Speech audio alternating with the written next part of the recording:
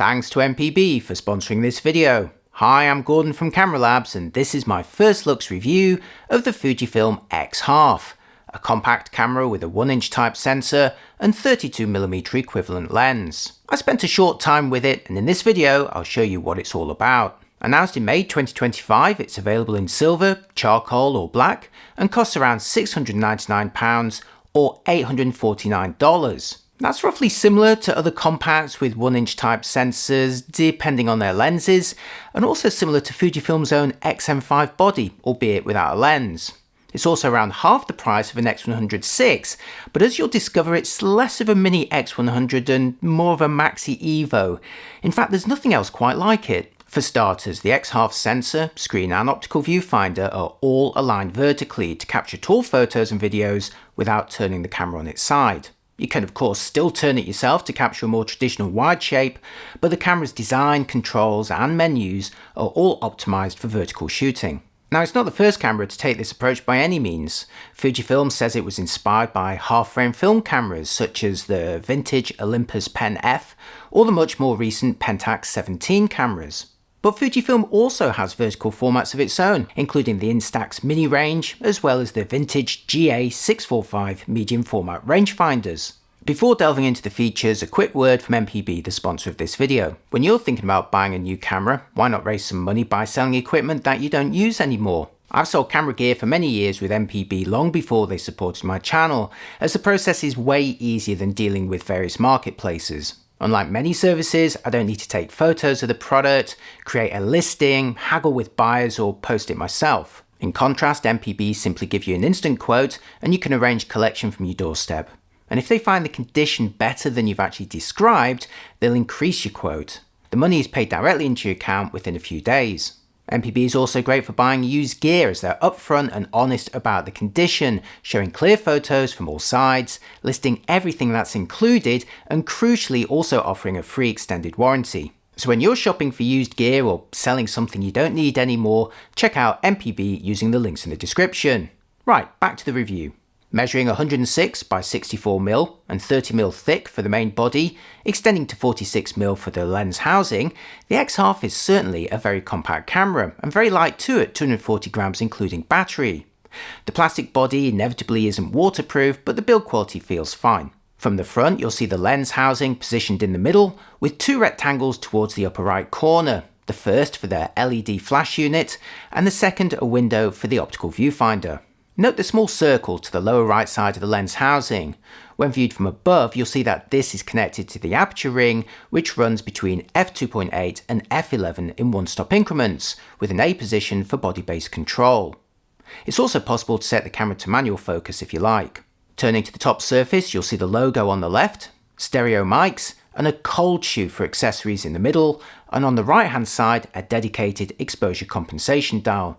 Inside the middle of this dial is the threaded shutter release button, and to the front is the power switch.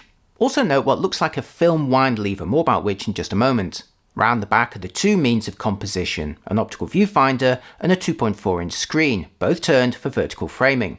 I'll start with the viewfinder, which gives a basic approximation of the framing with no markers, guides or overlays. I did also notice a fair amount of distortion towards the edges of the frame, and of course it is likely to become less accurate the closer you are to the subject due to parallax. So it's a pretty basic optical viewfinder experience. Now for the screen, or rather screens, as you'll notice a second thinner display to the left of the main one, primarily used to display and swipe between the film simulations, but also providing a secondary control to the main user interface, most of which is navigated by touch. For example, swiping up on the main screen brings up a page of quick access settings, starting in the top left with the exposure mode. In the stills photo mode, you can choose between program auto, shutter and aperture priority, or full manual. As you already know, the aperture can be adjusted by the manual ring around the lens, while the shutter speed can be adjusted using the touchscreen interface. Likewise, tapping the ISO value on screen allows you to manually set it between 200 and 12,800 ISO, or to one of the three auto ISO modes with different top limits. Other settings include a 10 or 2 second self-timer, the chance to enable face detection, adjust a grain effect, apply a portrait enhancer, and choose from a selection of white balance settings including a manual Kelvin value. Notice how the small display alongside sometimes displays a cross icon to go back a page on the menu. Meanwhile, the X1/2 features 13 of Fujifilm's ever-popular film simulations, chosen by swiping up or down on the smaller thin screen. There's Provia, Velvia, Astia, Classic Chrome, Reala Ace, Classic Negative, Nostalgic Negative, Eterna, Acros with 3 digital filter options, and Sepia. Fuji fans will note it lacks Pro, Negative, High and Standard, as well as Eterna Bleach Bypass and the standard monochrome, although again it does have Acros with the choice of the 3 digital filters, which personally is my preferred black and white mode in that film simulation lineup. Swiped on the main screen and you can choose to switch between film simulations or a series of effects, again selected by swiping up or down on the smaller screen to the side. There's Toy Camera, Miniature, Pop Color, High and Low Key, Dynamic Tone, Soft Focus, Partial Color, Canvas, Retro, Vignette, Blur, Fisheye, Color Shift, Mirror, Double Exposure, Light Leak, Halation, and 3 choices of expired film. Phew! Moving on, under the camera you'll find the tripod thread centrally positioned on the optical axis and alongside the battery and card compartment. The X1/2 is powered by an NPW126S that Fujifilm claims is good for 880 shots, at least when composing with the optical viewfinder. The battery can be charged internally over USB-C using a port that's under the flash switch on the left side, and that is the only port on the camera. Now I assume the X1/2 size might have demanded micro SD, but it actually takes full-sized SD cards. The one I'm showing you here has a promotional label, but how fun would it be to have a series of cards that actually set the camera to different film simulations? Okay, now for imaging, with the X1/2 employing a 1" type sensor rotated so it's vertical. This is the same size sensor in Canon's G7X and Sony's RX100 compacts, although judging from my AF test so far, I think it lacks the phase detect autofocus of Sony's latest models.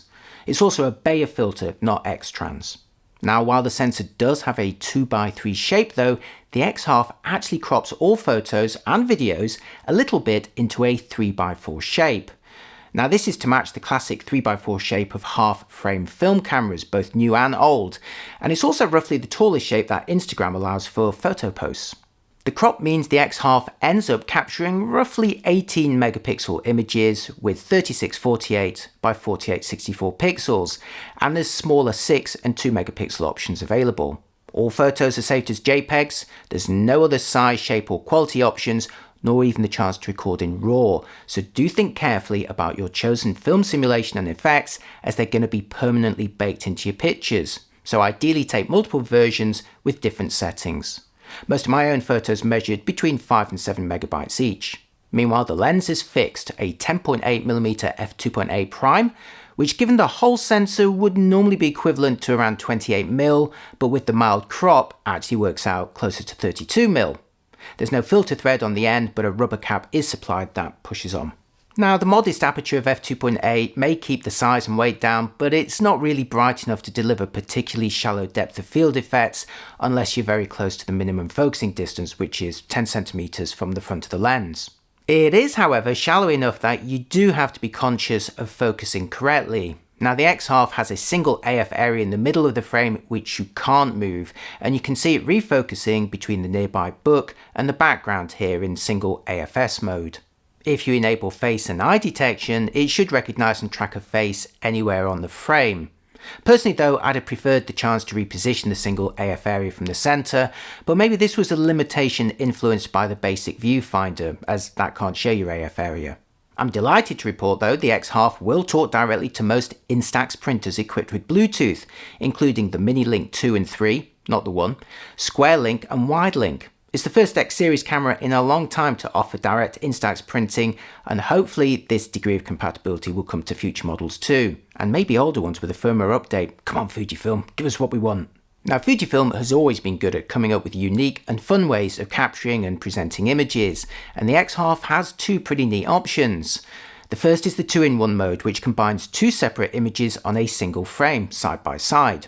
To do this, just take a photo as normal, but then activate the 2-in-1 mode by cranking the advanced lever around the exposure compensation dial, similar to winding the film and cocking the shutter on an old SLR. The next photo you take is then placed alongside the first one in a new composite image, and there's no reduction in quality either, so you're ending up with about 34 megapixels worth of photo data. And better still, the two images that make up that composite are also stored as separate files on your SD card if you just want to access them by themselves. I felt it was quite a fun way to present, say, two complementary photos, perhaps of the same subject from different positions or using different film simulations. The second fun option is film mode, which attempts to simulate the film shooting experience with a number of restrictions. First, you can only compose with the optical viewfinder, not the screen. Secondly, you can't view your images on screen, at least not yet, although the screen can still be used to adjust some settings. Third, you're then committed to either 36, 54 or 72 exposures, with some settings also fixed during that time. Then when you've completed your digital film, it's developed by the accompanying phone app, which displays a contact sheet with all the photos on it, as well as giving you access to the individual images. I can't show you any of this because the app wasn't ready at the time I made this review. Now, if this all sounds a little bit much, you can still access your images straight away using the SD card, and I think removing the battery would probably reset the process, but it's still an interesting way to experience the delayed gratification of shooting analog film and processing, only with a digital camera. Switch the X1/2 to video and you can record 1080p clips in 24p or in a choice of slow motion modes. Again, these are vertically oriented when holding the camera normally, and they're also cropped into the same 3x4 shape as photos, so they will fill the screen without any black bars. Now, this may seem a little bit odd when most social videos are posted in a more traditional 9x16 shape, but I have seen plenty of nostalgic looking video edits in the 3x4 shape, which have proven very successful, and remember, you have all those nice film simulations to play with too. So technically, the X1/2's videos measure 1080 by 1440 pixels and can be encoded in a choice of 50, 20 or 10 megabits per second. The X1/2 also lets you do the same 2-in-1 trick of cranking the advance lever after filming one video, which then combines it alongside a second video in a new file. And again, both of the original videos are kept on your card separately if you prefer. Now, the second clip stops recording once it reaches the length of the first, so both end at the same time. And again, you could use it to, say, present two different views of the same subject or scene. Okay, now for my verdict so far, based on a brief time with the camera. The Fujifilm X1/2 is certainly an interesting camera, more about having fun and worrying less about specifications. Initially, I assumed it would target those who were after a mini X100 with a smaller sensor and lower price, but it's way simpler in reality, closer to an Instax Evo with the promise of better quality and some fun shooting options. In fact, during my time with the X1/2, I was struck by how similar the overall concept felt to an Evo camera, with the vertical screen and wealth of effects. Sure, the X1/2 has a larger and higher resolution sensor, an optical viewfinder, not to mention the more refined film simulations, but both are aimed at sharing images socially, where the quality differences may not be as obviously apparent. If you look closely at the photos and videos from the X1/2, you'll see they are clearly superior to one of the Evos with their phone-type smaller sensors. But equally, I've seen better looking output from the best Canon and Sony compacts, which use similar 1-inch type sensors, at least for my tests so far. Perhaps with further testing and maybe possible discounts in the future, the X1/2 could become an interesting alternative to, say, a Canon G7X. But I do think if you're looking for a smaller version of the X100, perhaps a spiritual successor to the much missed X70, then the X1/2's limitations could end up proving frustrating. Or if you're considering the X1/2 as, say, a cheaper entry into the X system, I reckon you're probably going to be better served by an XM5 or even an XT32, although you would need to factor in the cost of a lens to go with those bodies. But the X1/2 isn't aiming at those people. It's a different concept, targeting those who mostly shoot photo and video in the vertical format, and those who'll enjoy the 2-in-1 composite and deliberately restrictive film mode.